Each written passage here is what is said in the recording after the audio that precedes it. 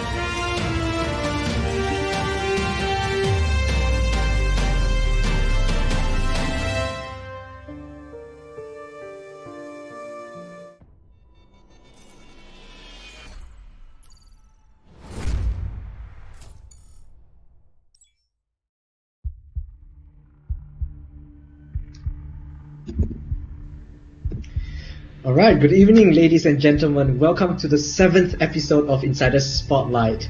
So for those of you who have been consistently tuning in each week, thank you so much for supporting this channel. But if you're new, welcome to the show. Alright, so today's on Insider Spotlight, we'll be able to get a very rare glimpse into the life of a professional musician who's also a popular YouTuber. So just as there's two set violin in the world of orchestra, Our guest for today, Adam Tan, is the one to check out for in the percussion world. So, with over 2 million total views on his YouTube channel, let us give a warm welcome to Adam Tan from the studio. Hi, Adam. Thank you for having me. Awesome. No problem. So, how's everything right now? Or, like how they say it in Australia, how's it going? That was a very good accent. I approve. Yeah, it's going okay. All things considered, with like the situation and stuff, we're still here and doing our best with what we have. And I think it's really good. We have lots of these online. Exactly. Events. Yeah. So our viewers who don't know, Adam is currently in Perth right now. So it's kind of chilly over there. All right, okay. Adam. So to those who are tuning in for the first time and don't actually know who Adam Tan is, Adam, do you maybe want to tell us a bit about yourself? Yep. Sure. Well, I happen to love playing marimba. That's, I guess, the easy way to sum it up. I make videos about percussion on the show called The Studio, and I like talking about percussion because I like sharing this instrument that we play with other people. Because, when people think of percussion, they think of, oh yeah, you can play the triangle at the back of the orchestra, and then it's not like that, right? Yeah. So I like to play marimba because people don't really think about marimba when they think about serious concert instruments. And we're trying to change that every year with, my compositions and with playing music that is familiar to people, like pop music, and we just try to make it more widespread around the world. And that's what I do now. It's just this show. Yeah. So when you first started off learning, do you just go straight to the marimba?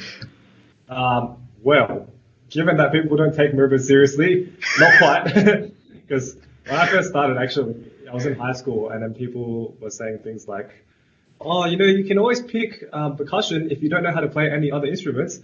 And I was like, well, I don't know anything other than piano, and I don't think I'm good enough at piano. So when I was looking at the list of instruments, it was like violin needs prior experience,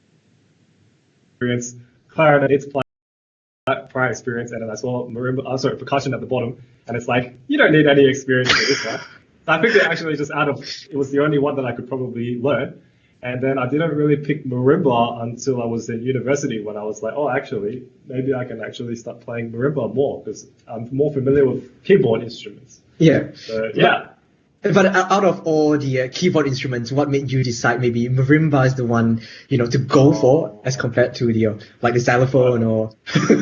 I mean, the thing is like, when you're playing solo repertoire, I think marimba for concert purposes has in uni I played a lot of marimba music, probably more than I should have, and I didn't play as much of the other instruments like xylophone, vibraphone, or even like multi-percussion, and I just really like the sound of it. I really like the warmth of wood. I don't like the price, but apparently it's cheap for instruments. I know violins can go up to like 50 to 100 grand, so I'm pretty happy. Yeah, that's right. But this is still like the price of a car, and it's also huge. So the practicality aspect, if you're looking for an instrument that fits in your bag, this is not the one. But the sound is so good, so worth it for me, I think. So marimba is the one. So tell us a bit about maybe your background as a percussion player. Did you study just full on percussion, marimba, or, what is it? Okay. Well, when I first started studying in high school, because in Australia, music in high school is a little bit less of a priority. It's usually like you do it in addition to your STEM subjects like science, maths. I was terrible at physics. I got like a 50 in physics. Let's not talk about physics though. I really liked playing percussion in high school, but of course they only make you do it like on the side. When it came time to pick a course for university, I decided to do a music degree, which is always like, when you're in an Asian family, that's like, oh, are you sure you want to study music and have no job? But it was actually, I really liked music, and it was the only thing that I really felt like I could put my heart behind and be like, I really want to try like being higher level at this, like at an international standard. I really want to try playing because it's just really connects with me on a very deep level. And so I took the percussion lessons at uni, and the first couple of years I was terrible. Like I really sucked so much. And when I hear my viewers say stuff like, I'm really having a difficult time at school or whatever, and I say, well, look, my teacher told me to like get out and leave the room in one of my lessons because I didn't practice. And that was how bad I was. Like, I just didn't practice at all. And so when I came back after that lesson, I started to grow to appreciate the instruments. I started to understand that you do need to practice, unfortunately. Yeah. Well, fortunately for some people, but you do need to practice and you do need to actually spend time on the instrument. So I spent more and more time. Towards the end of my bachelor degree, I started to lean towards marimba more. And then after I changed to a master degree, I spent all my time on the marimba exclusively, which is like what they do in America. Like America, you can have like just marimba only degrees, but in Australia, they're like, what? Marimba only? Yeah, yeah. Is that even a thing? So yeah, I just did that. And then after that, I went into the show and all this other stuff. Yeah. Right. So, okay, just out of curiosity, when you first, when you were very serious about, playing the marimba and you were really practicing every day, yeah. How many hours would you say, per day that you invested in the instrument? Not 40, okay? It's like, when we talk about like practice, I'm really a bad example because when I was in high school, I didn't practice at all because I didn't have an instrument at home, but also it was just like we had 30 people studying percussion and 2 instruments. So it was quite difficult. But when I got to uni, I also probably should have practiced more, but I didn't at the start, and that's why I was so bad. And my technique was really behind. And then as I got more serious, I started practicing maybe, 3 hours, 4 hours. If I had a recital, I'd practice maybe 7 or 8 hours, up until like midnight, and then the security guard would come to the university and be like, are you done yet? It became like a ritual. Like he knew my face and he's just like, just remember to lock the door when you leave. Wow. But like, that's the thing, like when you really want to when you want to present something that you're proud of, you have to put in the time for it. So, nowadays, I think I don't practice as much as professional players. Like when I say professional players, I mean like, people who present on like Carnegie Hall and stuff. Yeah. Like big time players. I'm not even close to that level, not even close. But I practice more when I need to practice for certain things. Like if I was learning Paganini recently for a concert that I did, an online concert, and I spent like 3 days just playing it nonstop over and over again, just really trying to get down to it. So yeah, nowadays it's more like on a needs basis. Yeah. Back then, I wish I'd practiced more so that I could have better technique now. So if you're young, don't be like me. I'm a bad example. Okay. All right. So then, how did you, evolve? Not really evolve. Like when you graduate from uni or like masters, and how did you decide that maybe one day you want to be on the studio, like creating YouTube content and stuff? What is the transition between that? When you said evolve, I thought of Pokemon for a second. I was like, am I Ivysaur or am I? Yeah, I know Ivysaur's the best one. No, but I actually didn't have exposure to international percussion like level until I took out a scholarship during my master's year, and I used it to go to America to a percussion camp. It was called Chosen Vale. I talk about this on the show a lot because for me that was the first time I'd ever seen like real percussion players. I feel like in Australia, our percussion level is not really close to the international level just because we don't have that history. Like in America, they got like 60, 70 years of history, 80 years or something, and they got heaps of schools, a lot of universities, and they learn, like marching and stuff when they're really young, like when they're in high school. And so you have kids that are better than our adults. And so when I went to America for the first time, it's also my first time in America, I was like, well, culture shock and everything. And then I got to the camp and everyone was like way better than me. Like people that were younger than me, I was in my 5th year of university and there were people who were in their 1st year playing like Berlin and like super difficult pieces. I was like, oh man, this is going to be so difficult. They were really lovely people, of course, but like I was so scared out of my mind, and all the educators were so good, and they just knew so much stuff that I'd never heard before. So after that, I went to another another convention in Australia, the first national convention in 6 years for Australia, and there were some really good players there too, who were just had ridiculous interpretations of things like Bach and like Xenakis and all this really like high level music. And then when I went back to Perth, I was like, people who don't have that much money can't access these things, right? Like not everybody can access, world-class camps or like world-class performances. So I wanted to bring all of it into like a platform that I could share with people, no matter where you live, no matter your background, where you studied, because I didn't study in the best school. I mean, I love my school, but it's not, top 10 music schools, not Juilliard or MSM or whatever. And I think everybody should have the opportunity to learn about music. So when I came back to Perth, I did the most financially irresponsible thing and bought myself this marimba with all of my savings that I saved up. And then I got this space, the studio space, and I was just like, let's make some videos, which is a horrible decision to make if you're thinking about money. It's terrible. I was just thinking, we should just give it a try. So that's what I did, and here we are, making videos about this stuff. All right, so your YouTube channel is called The Studio, right? Yeah, informally. Yeah. The show is called The Studio. Yeah. Okay, do you want to tell us maybe a bit about the type of content that you put up on The Studio? What can viewers expect, maybe? Yeah.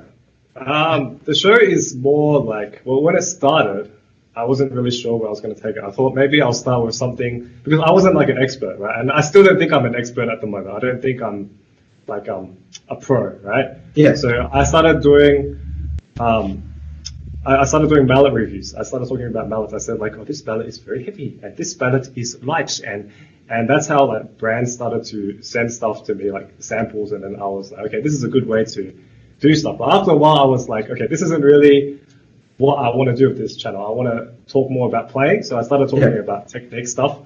And I still remember this one time, this very famous educator was like, your playing is terrible. And I was like, ooh, this is going to be a long ride. So I changed my content up a few times, but now it's mostly about percussion playing stuff, so how to play certain techniques. I also write my own pieces now, so I have my pieces. I have videos of me playing up there. I also have videos of me reacting to stuff, because I think it's a good way to show people new content that they may not have seen. So recently I've been watching a lot of marching videos on my channel, which up until last year, I had no idea what DCI was. I didn't know what WGI was. I didn't know that it was like a big sports competition. And now I've been watching tons of those videos thanks to the awesome audience that's on the channel. I was just like, you guys are recommending me way too much addictive stuff to watch. So yeah, it's a really fun channel. I don't intend to be taken too seriously. I don't think of myself as a college professor or something. I'm just here to sort of give people some entertainment, but also maybe something that they didn't know. And just put that all into this sort of engaging format that's nice and light and fun and casual. Yeah. So just running, with that thought, when you first started out, right? I'm sure, there's a lot of people on the internet who are not necessarily the nicest people, and you do get. I mean, people, no matter what you do, you will get critics and people saying, you're not good enough and things like that. How do you, deal with that kind of? Does it make you feel? Right? Yeah. It always is going to make you feel not the best, right? Because it's negative. But the thing is, when I first started making videos on my first YouTube channel, the one before the vlog channel, it was I think this one time I made a video that got shared on 4chan, 4chan, that really dodgy forum website, and they were saying stuff like racist sort of stuff to me, and I was really afraid, and then it made me stop making videos for a while. But after a while, as I started making more videos, and you still get some negative comments, but they became less and less, but I'd still see them, and I was just thinking, if people are going to take the time to watch my videos, even if it's negative, I still think that's a good thing. I see that as an absolute win, really, because it's good engagement. And at the same time, I'm not opposed to constructive criticism. If someone says my video isn't good because of this reason, and it's a valid reason, of course, I'm more than happy to take that up. And some of my best video ideas have come from stuff like that. So at the same time, I wouldn't say to people, get rid of all criticism, delete every criticism that you get. That famous educator I was talking about, who said my playing was trash, he actually left a few more comments on my videos, and I left them there for everyone to see, to show that you can have a different opinion, and it's okay. It's totally okay. And if you feel down about it, you just think to yourself, that person took the time to watch your content. They could have done anything else. They could have gone shopping. Okay, maybe not now in COVID-19, but they could have gone to their kitchen and had a sandwich and come back and calm down. But they were I really must tell this person my thoughts. So they actually care about you. That's So true. that's what I've tried to flip it whenever I get any comments like that. And thankfully, I don't get many comments like that anymore because the audience is just very lovely. So yeah. Okay, speaking about, so like that's the negative side. Like if we talk Yeah. about the positive side, were you ever noticed, by a fan on the streets? Like, do they come up to you and say, "Hey, Adam"? It's quite funny. Like, Does that happen? it doesn't happen in Perth. Like Yeah. in Perth, of course not. Like I think it's happened twice. I got pulled up at a restaurant once, and they were like, "Oh, I watch your videos." I'm like, "But you don't even play percussion." And he's like, "Yeah, I watch the vlog channel." I was like, "The vlog channel." But when I went to if I go to any percussion places, like I went to Malaysia for a percussion festival in 2017. Some people knew me from there. I was shocked. I was like, "What?" And then that was still like when my channel was still going. And then when I went to PASIC, the big international convention, that was the first time I actually realized what YouTube and stuff can do. And I don't do it for that kind of stuff, but it's just really nice to meet the people that make these wonderful comments on the channel. Yeah. Like, I think one time I was at PASIC and we were just going to like a bar with some friends from Australia who were also there. And then I left the bar to get an Uber to go back to the hotel. And then this couple called across from the street. They're like, Adam, I watch your videos." Really? I was like, "Thanks, man. I didn't get this Uber. I'm sorry." And yeah, just stuff like that. And it really was quite nice. And yeah, like I said, I don't do it for that kind of thing. I think it's just nice to put a face to the face, if that makes sense. For sure. But Yeah. yeah, it's lovely. It's very lovely. That's so, like, one of the ways that you mentioned just now, that how you got inspiration to create content is from ideas coming from the comment section.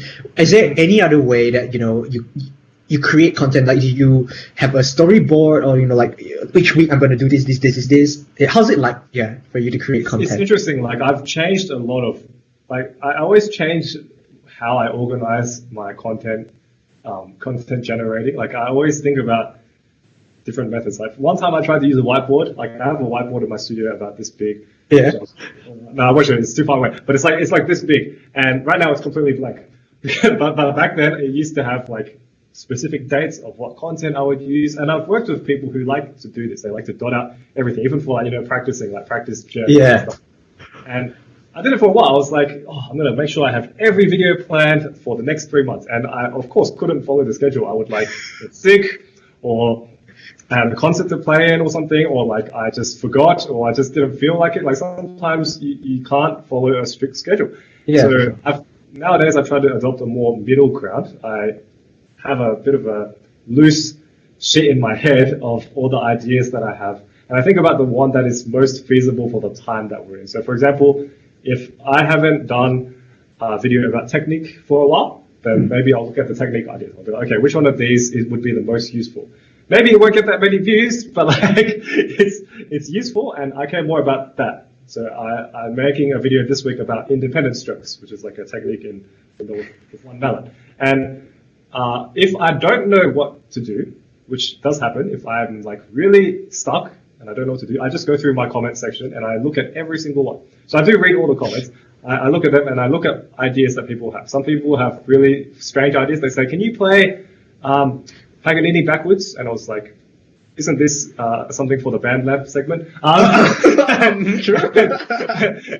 then sometimes they'll have really great ideas. Like the idea for this week's video is from one of my viewers. So yeah, I think it's nice to have that connection instead of assuming that I know what's best. If that makes sense. Yeah. It just makes it feel more like a group effort, which is nice when you're making all the videos by yourself. That's true. Yeah.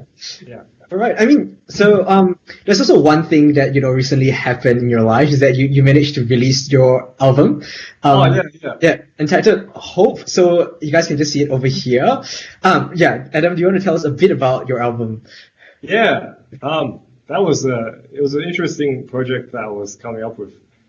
Because I've never done an album before, and I used to produce music as a kid. Actually, it's something that people don't know. I used to produce happy hardcore music, and it was like I used to do it for fun. And I always dreamt like maybe one day I can have my name on like an album or something.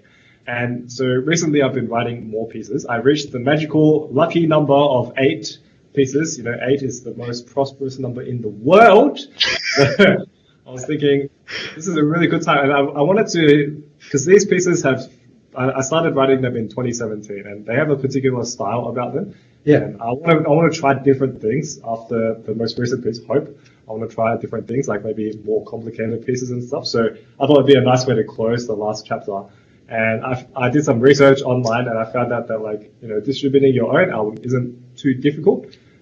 It's not something that you do for profit or anything like that. It's more just like a labor of love, if that makes sense. So I was like looking it up, and I was like, okay, let's just make an album. So then I looked at all of my recordings that I recorded in my own studio, and I just remastered every single one. I changed all the settings. I changed all the reverb. Some of the old reverbs I used to have, it's like you hit the note and it will go on for like 10 seconds. And I was like, yeah, that's disgusting. So so I changed that, and then I put it all together in this album, and I just couldn't believe how easy it was, because I'd seen a lot of my friends were making albums as well, and I was like, well, I might as well just do it. So like we're in this situation where we have to stay at home and stuff all the time. It's just exactly the most reasonable thing to do. Yeah. Interesting. So, okay, for viewers if you're interested in assessing his album, it's available now on Spotify, Apple Music, iTunes, Google Play Music, YouTube Music, TikTok, Amazon, Pandora, wherever. Or you can just go to adamtampercussion.com/hope to You're good at this. You're so good. check out his music and to promote your music. But so we have actually Adam has actually uploaded his title track Hope on YouTube. So let's have a listen as to how it is.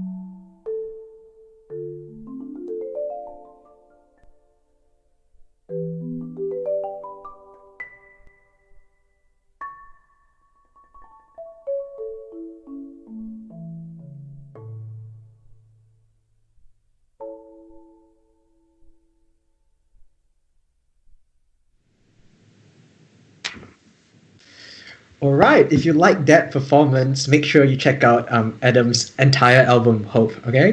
All right, Adam. So we just watched one of your YouTube uploads, and we're talking about that how you plan and stuff. Can you tell us a bit about probably the process of editing? So what when you have inspiration, then how the process in between that leads to a video at the end. So yeah. And like so from the start, from filming to end. Yeah, exactly. Oh man, this is a tough one. So normally, I think editing makes like 90% of the video's intent. Like if you have a really well filmed video and like like Hollywood quality, perfect audio, perfect 4K, no, like 200K resolution, but then the editing is terrible, then there's no story and then it sucks.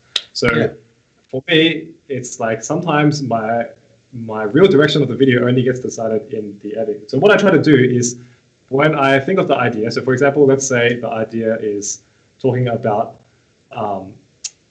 independent strokes, okay, how to play independent strokes. So the first thing I want to do is an introduction.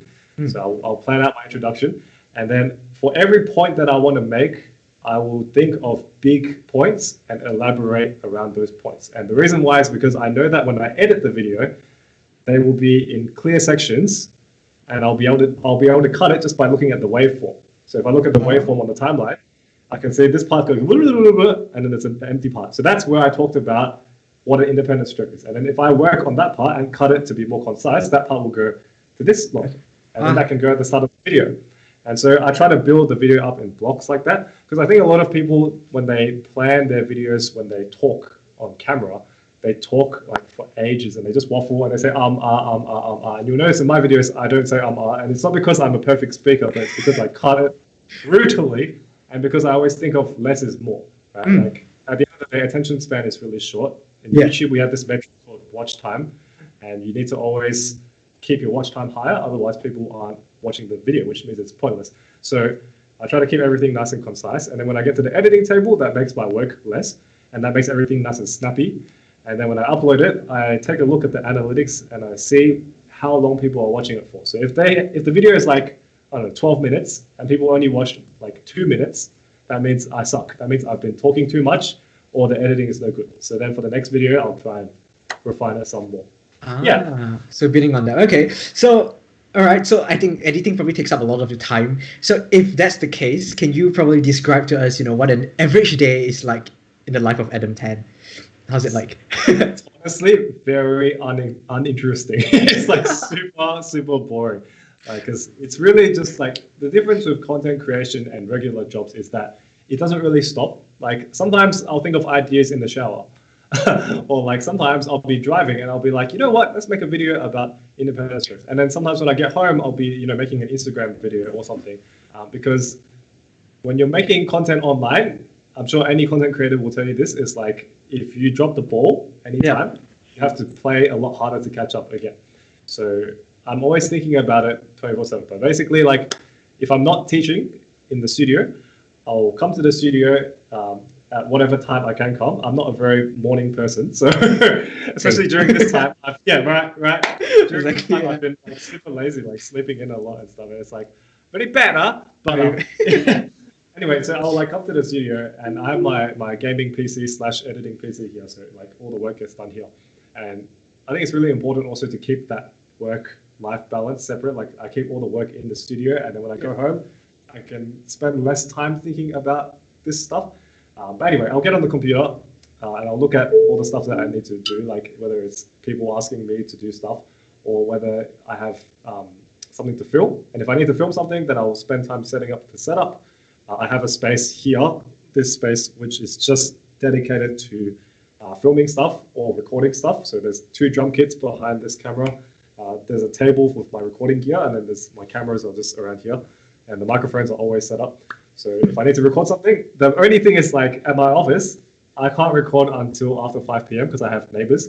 So during the day, I'll try to do more computer tasks like editing or promoting stuff, like promoting existing videos by making shorter versions of them, stuff like that. And then when it comes time to film the video, which is like past 5 o'clock, I'll come and film the video, whatever I need to do. And then if it's done, then I'll just go home, and that will be the end of my day. And usually I finish most days in the studio maybe 7 or 8 p.m. or like today, maybe a bit later. But it is a bit of a flexible job, I guess, which is like, good and bad. It's good because you can work when you want. It's bad because you have to work a lot. That's true. Yeah. Yeah. So then did I mean, a lot of your work is actually done in the studio itself, right? So Yes. did COVID-19 change anything, like a lot of your your lifestyle changes and stuff? I think so. Like well, actually, that's not true, because COVID-19 it made everyone stay at home, right? Because we have to abide by quarantine. Now, luckily in Western Australia, we've been very lucky. I have to say, big shout out to all the healthcare workers and stuff, because it's been really good that we don't have community transmission here. Yeah. So we're able to still go out. That being said, I'm a pretty antisocial person anyway. So, so with COVID-19, it meant that I didn't have as many students coming into the studio. So like sometimes people, they prefer face-to-face lessons, but Zoom lessons, online lessons have been taking off. So that was okay. I found that YouTube and stuff kind of stayed the same. Most people have been telling me that, oh, you do YouTube, like surely the watch time has gone really high because everyone's at home. No, that's not true. People have stuff to do. People still need to work, right? Like we need to do our jobs and stuff and earn money. So, but it's been nice to also take things a little bit slower, I guess, because I would normally be around this time, July, I would be planning for Marimba Fest, the festival. And last year, this time, I was just flat out. I was like driving marimbas into the studio. I was like literally full-size marimbas, like 4 of these. And then also, I was planning all this event stuff, and it was just like super intense. And so, like I like doing that kind of stuff. It's a lot of stuff to do in a short space of time. And in the last 6 months, it's been the opposite. We've had no concerts, we've had no events, no conventions, nothing like that. So no traveling. Like normally, I'd be traveling as well. Yeah. And it's actually been kind of nice to just sort of take it a bit slower. Yeah. It's been good for me personally, just because I sometimes like this lifestyle can just be like fast.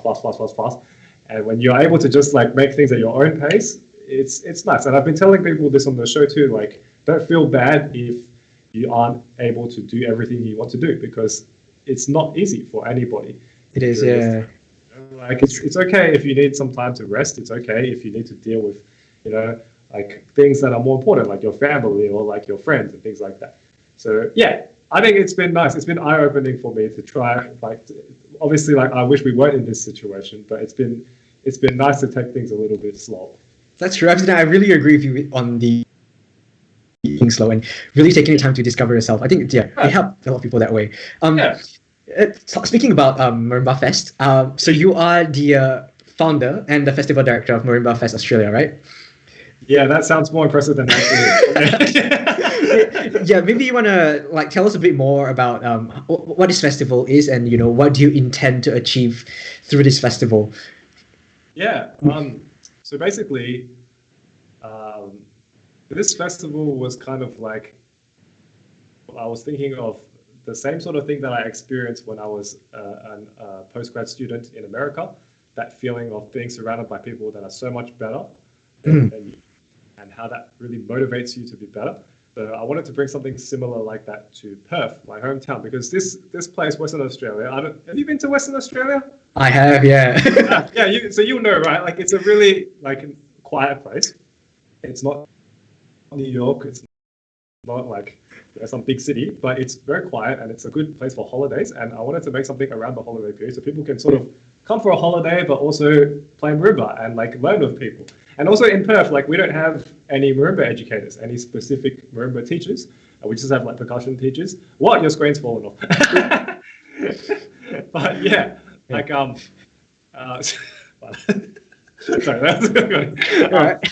Yeah, so like I wanted to help the students here as well, like see what the real deal was outside of Western Australia and Australia as well, because we had some people coming in from Hong Kong and stuff and America who were just like students who were insane players, like really good, but they were young. They started from like 16 and they were like playing marimba spiritual and stuff. I was like, whoa, that is very good. So yeah, the point was to get people together that would not normally be together. And I thought, given that I have the YouTube channel and all this other stuff, it's easier for me to organize this stuff. Like when I put a call out for industry brands, I was like, please support this event. Yeah. And I was very happy because like they all like were pretty keen to be on board. And of course, I have to thank like, you know, the channel and like the supporters and everything that makes that happen, because otherwise it'd be really hard to put something like this together. Sure.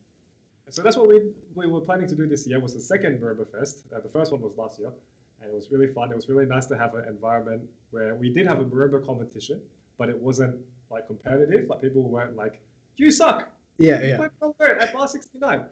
So we tried to make it like really nice and like enjoyable for people, while still feeling like they learned a lot of different things, and we covered a lot of different topics, not just playing, but things like, you know, self-resilience and like making your own mallets, like really just things you wouldn't necessarily learn at another mallet camp. And I don't think we're like the biggest one in the world. There's a lot of mallet intensives around the world, but I think we're the only one in Australia, the only one in the Southern Hemisphere.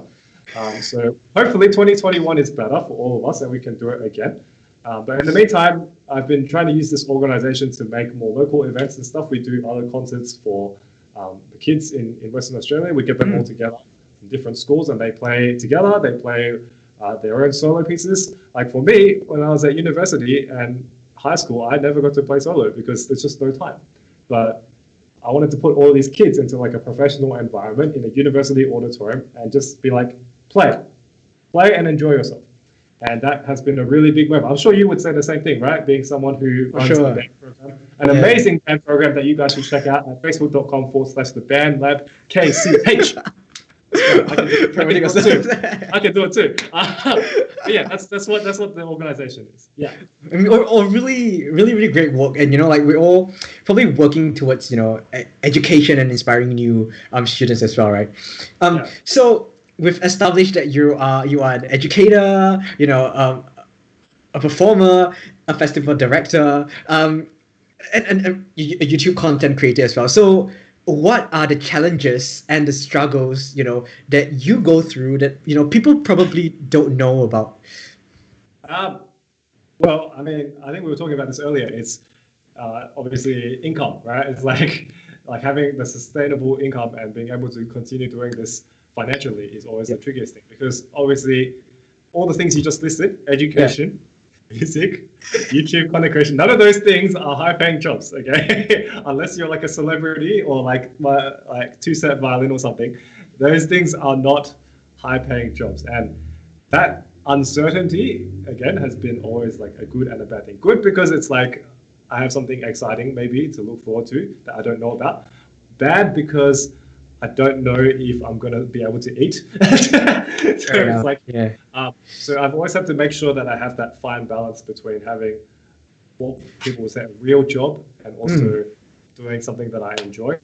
So I guess the hardest thing is, well, that's probably not the hardest thing. That's the second hardest, because you can still make money if you decide to do more things like teaching or just work another job. I've known people who are now full-time YouTube creators who started off by doing part-time YouTube, part-time retail, like working at a clothing shop, and now they have 500,000 subscribers. Like you can just make it work how you want to.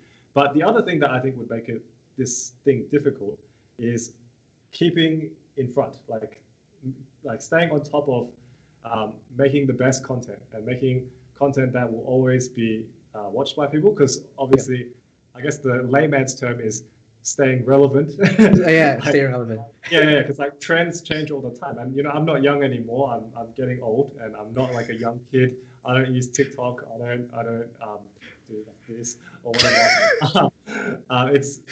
It's interesting, like trying to stay in tune with trends without also being a sellout, if that makes sense. Like I don't want to just make videos of me reacting to BTS and Blackpink, because I know that would get views, but that's not me. Like, although I do like Blackpink.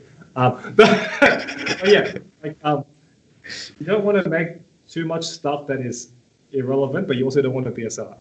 That's a tricky thing for me. So I've always made sure that I keep in touch with the trends of modern society, if that makes sense. Like, I uploaded a video of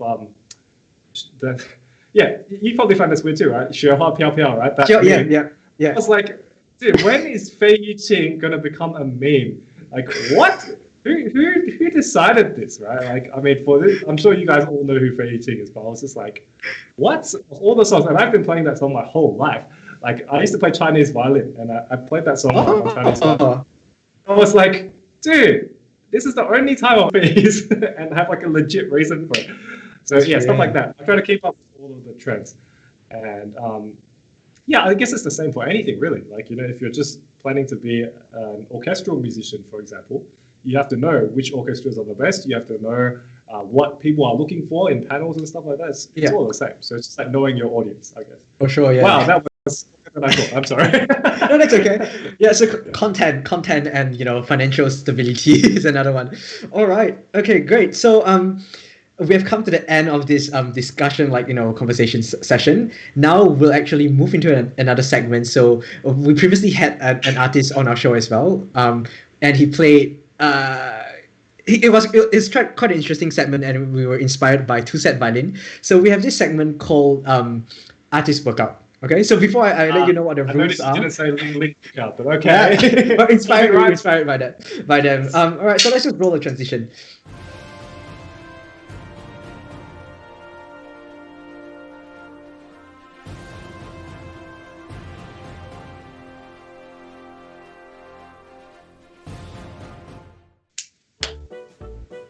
All right, so I see that you have your marimba all set out over there. Okay, so the rules of this game, they're just really simple. So we have a set of 5 challenges, as well as a set of 5 songs, 5 pieces that you've played before. All right, and then we'll have a random selection of challenges and pieces from this set, and all you have to do is to make them happen. Right, let's do it. Okay. Yeah, okay. Okay, are there any questions before we get into this? Let's do it, man. Let's do it. All right. Okay. So, let's do that. Terrence, you want to share screen? So, Terrence over here, there's 2 circles. He's gonna click on the first one, and we'll see what task you get. Okay. I can't see any of it, but yes, I can. Yes, I can see it. Okay. Right. So let's see what task you get first. Oh, this is cool. Okay. Play for blindfold. Okay, you probably don't have one at the moment, right? Yeah, I can close my eyes. You close your eyes, okay. Okay, let's see what song that goes with that challenge. Oh, please put something easy. Bach, Violin Partita in D minor. Okay. I can. I'll put my mallet on D and then I'll close my eyes. Okay, so. Wait, do you want to try it without blindfolding first? Oh, okay. I think it's. Okay, let's do it. Okay. Whenever you're ready. Oh, okay, here we go.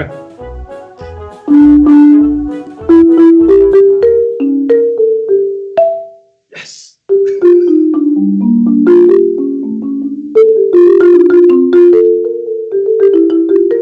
Oh! Oh no! This sounds terrible.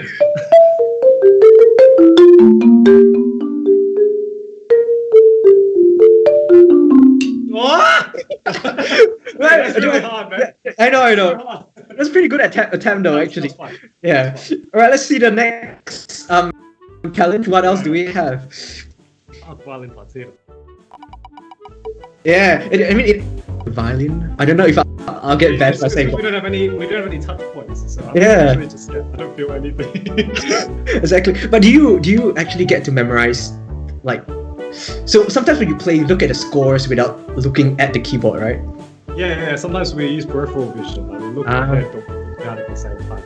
Opposite side. Okay, opposite side of the marimba. Right, so then, right. Yeah, you have to come to this side. Oh, yeah, I'm coming. Alright, let's see what piece you're gonna play that with. Let's pick one of the hardest ones. Paganini! I didn't fall out at all. Wow. We're playing it backwards. You can do it. I just learned this too. We can do this. So I have to put the mallets backwards as well. And Oh you yeah? see? Yeah. Stand here, can you see? Yeah, we can see it. Yep. Yeah. Okay. Right. Oh man, where's E?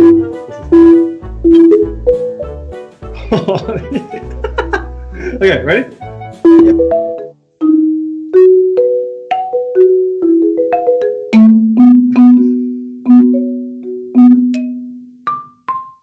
Wow, this is really different. It is. Wait, I'm gonna do it.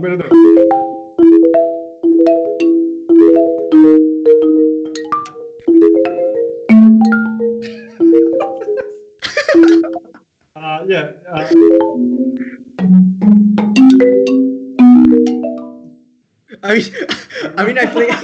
I play the piano as well, and I don't think I can do any of that. Like the other way. You ever play the original one? Like just Because it's actually like normally we would go, but I was actually doing that backwards. So it was like right to left. It's normally.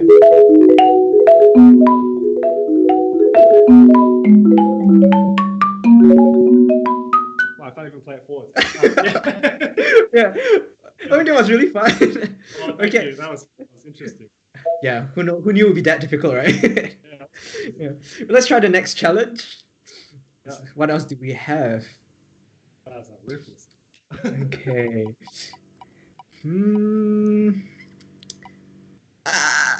Okay, play it double vertical octaves with both hands. Okay. And what piece? So I think probably you can only play the melody on that one. I'm gonna play with both hands. 一姐妹. Oh!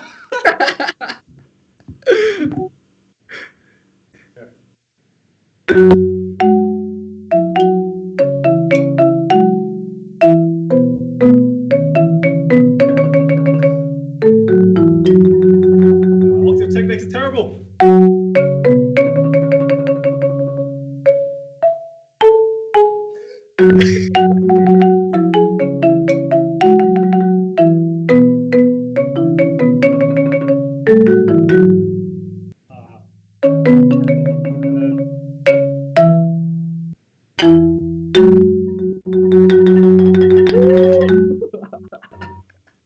That wasn't too bad. That wasn't too bad. Yeah, that was pretty good. Of all the songs. In 20 Yeah. what's going on? Alright, so we got two more challenges left. We just play one of them. So it depends on which one you get, okay? So I've got two challenges and two pieces left. Alright, so let's see what we get.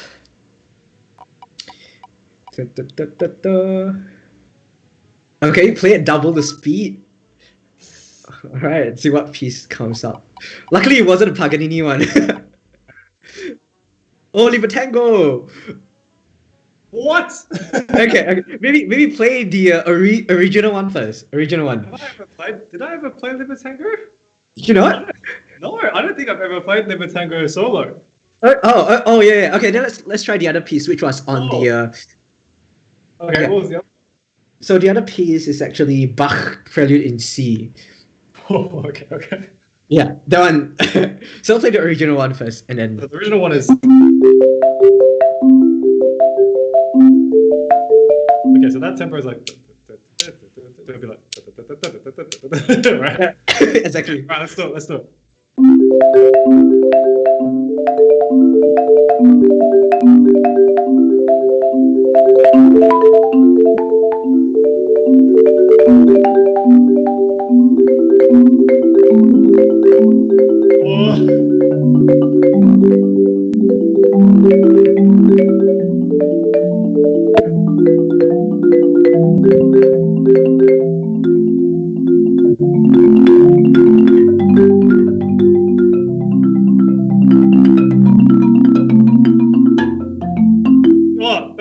That's hot. Wow, that was really good actually, with all the dynamics. Yes. Yeah. Oh, dynamics, all the phrasing. That was Adam Tan, everyone. Adam Tan. Wow, so good. Thank you so much for that, Adam. All right. It's good. Yeah, it was really fun. I hope that gave you a bit of a sweat in the cold. My hands are like bleeding now. All right, so we come to the end of the of our show, and as always, we ask our artists and our panelists to give something inspirational advice and things that you've gone through, what kind of advice can you give to our community and our viewers right now? Anything you want to say? Well, first thing I would say is be more like Jess. Because he's not only is he really good at what he does and very passionate, and of course everyone else in this too, but he's also very good looking. Thank you. Yeah, be more like people like Jasmine. Like create communities, do things that you're not so familiar with. Try new things. Don't be afraid to try things that people don't want you to try. If that makes sense. For example, if you really are passionate about playing marimba, but everyone is telling you that you get jobs by playing orchestral percussion, try marimba first. And if it doesn't work out, okay, then you can listen to the other people then. But until then, just like do something that you really feel passionate about, because usually you'll be doing that much better than something that you don't care about. Like for a while, I wanted to do something like I wanted to do music, but people said that you should do something like law or like something related to the English language, like something that's more to do with writing, and I just didn't want to do that because I couldn't feel passionate about it. I felt like if I was to do law, I'd be dreading going to work every day, whereas this is like something I really feel like no matter where the content goes, no matter where the direction of my channel goes, I really enjoy playing marimba. Even just now playing that buck in the double tempo, I really enjoyed it. Like, it's really just something that I really feel very passionate about. So yeah, a lot of my viewers might say stuff like, are you sure I should study percussion? Are you sure that's like a real job? And it's like, what is a real job anymore? That's true. Yeah. Especially during this pandemic, people are like wondering what is a job anymore when you're having to work from home and use Zoom and all that kind of stuff. And it's like, at least with music, you don't really say bye to it ever, no matter how old you are, or where you come from, or where you are in the world. You can always connect to music. So yeah, stick to your guns. That's what I would say. Right. So let's summarize that. Number one, be as good looking as Jasmine. Yes. That's something that I haven't achieved yet. But even like build communities like Adam as well, even an online community, and just reach out and connect. I think that's really inspiring as well. And of course, number two, follow your passion and your heart, because that's what's going to matter in life, right? Right. So, if you don't care, then no one else will care. That's what exactly. Oh yeah, that's true. Yeah. Okay. Thank you so much, Adam, for joining us today. I think what you've been doing is really inspiring. And even whether it's big or small, like I'm sure your impact has, like a lot of reach as well. So continue to do what you do, and exactly. And then to our viewers who don't know about Adam, now you do. So check out his channel, which we'll just link them right down below. Okay. All right. So to our viewers, if you like this episode, make sure you tune in for our next episode, but that wouldn't be next week because we'll be taking a break next week, so we'll bring you more content. So with that, thank you so much, Adam, again, and thank you so much for tuning in, everyone else. Thank you, and have a good night. Bye-bye. Thank you.